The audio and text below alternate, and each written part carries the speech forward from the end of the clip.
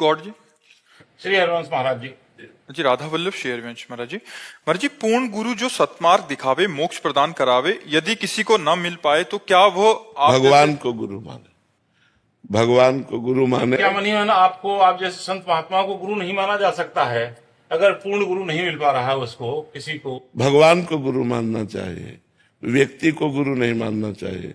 गुरु को भगवान मानना चाहिए और भगवान को गुरु मानना चाहिए। गुरु साक्षात परब्रह्म तस्मै श्री गुरुवे नमः। अगर व्यक्ति दिखाई दे तो गुरु नहीं बनाना चाहिए, अगर साक्षात परब्रह्म परमात्मा दिखाई दे तो गुरु मान लेना चाहिए।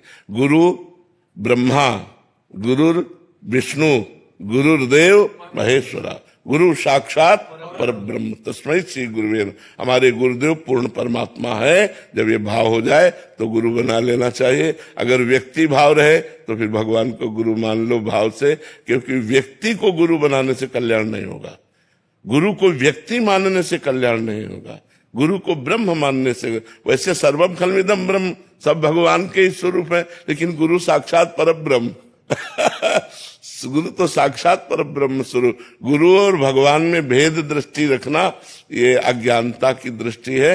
लेकिन हम कहते हैं जब तक ये अज्ञानता बनी रहे तो वंदे कृष्णम जगत गुरु, भगवान को गुरु बनाकर नाम जप करना चाहिए। आशीष जी। श्री हरिवंश महाराज जी सारे पाप आचरण आपकी कृपा बल से छोड़ दिए हैं 1.5 साल पहले से, प्याज लहसुन मांस मदिरा मतलब सभी। महाराज जी आपने एक सत्संग में कहा था कि मैं अगर मर भी जाऊं तो मेरे वचनों पर आजीवन चलना, किसी की गुलामी का शिकार मत होना, एकमात्र श्री जी की गुलामी को ही स्वीकार करना। महाराज जी उस दिन से दिल को कोई निचोड़ रहा है, मतलब जैसे कोई भीगे कपड़े को निचोड़ा करे, तब से बहुत विचलित हूँ महाराज जी। किसी बात में मन नहीं लग रहा, विकलता से महाराज जी इस विकलता को शांत करें। किस बात की विकलता? कि शरीर मतलब सिर्फ मम्मी पापा की बात, आपकी वचनों पर उन्होंने भी राजी है। बस आप ये जो आप जाने की बात, अभी तक आपसे मतलब मिलन हुई वो बात नहीं हुई जो होनी चाहिए। हमारे नाम दे दीजिए, हमें स्वीकार कर दीजिए, ये संसार से बस घोर वैराग्य हो जाए और आपकी चरणों में बस अखंड भक्ति और अखंड, हमें और कुछ ना चाहिए। आप नाम जप करो, नाम जप। हम आपको एक आंतरिक बात बता दें, यदि आप हमारी बात मानोगे, हम कोई मतलब सिद्धि या चमत्कार की बात नहीं करते, तो तुम्हारे खोपड़ी में प्रेमानंद बैठा मिलेगा। ये तुम देख लेना, तुम्हें लगेगा कि हमारे माइंड पे वो बैठे हुए हैं और वो मुझे चला रहे हैं, क्योंकि ये जीवन भगवान को समर्पित जीवन है। अब किंचन मात्र इस जीवन में अपना अस्तित्व नहीं है। भगवान बुलवा रहे हैं, पढ़े लिखे नहीं है, भगवान चला रहे हैं, हमारी किडनी फेल है, मतलब अपना अस्तित्व, मनुष्यत्व का अस्तित्व नहीं है। ये केवल भागवतिक प्रभाव से चल रहा है। तो अगर आप हमारी बात मानोगे तो आपको दिखाई देगा माइंड में ही वो बैठे हुए चला रहे हैं। बाहर की तो बात जाने दो, माइंड में बैठे हुए वो चला रहे हैं, हमारे दिमाग में वो बैठ चुके हैं।